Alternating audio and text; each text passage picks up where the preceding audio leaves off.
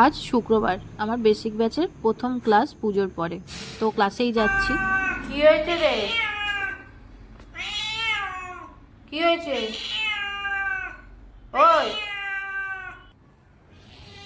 যা, চলে যা, যাও যাও যাও যাও যাও, চলে যাও। আজ একটা স্টুডেন্ট ডালের সন্দেশ নিয়ে এসেছিল, তো সেটাই গোপুসোনাকে দিতে আবার আমি ওপরে চলে এসেছিলাম, আর তারপরে আবার ক্লাসে গেলাম। প্রথম দিনটা একটুখানি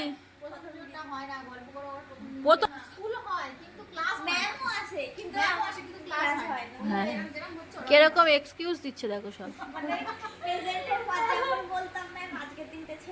হ্যাঁ হ্যাঁ, সেই সেই সেই সেটাই।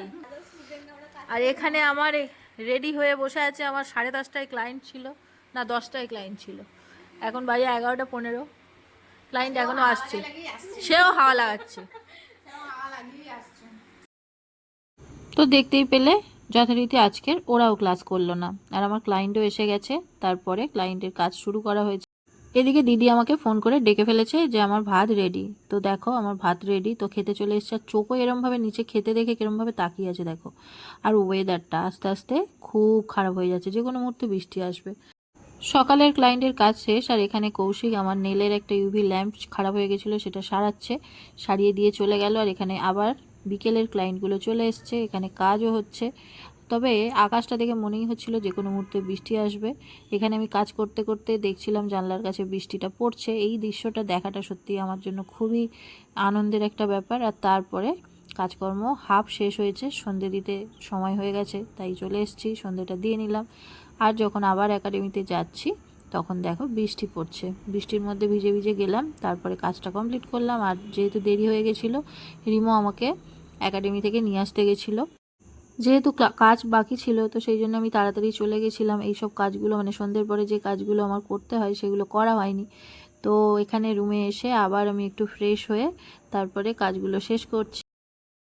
আজকেরই যদি সবটা গুছিয়ে না রাখি তাহলে ভোরবেলা উঠে আমার বেশি প্রেশার হয়ে যাবে, তো সেই জন্য সবটা আজকেরই গুছিয়ে রেখে দিই।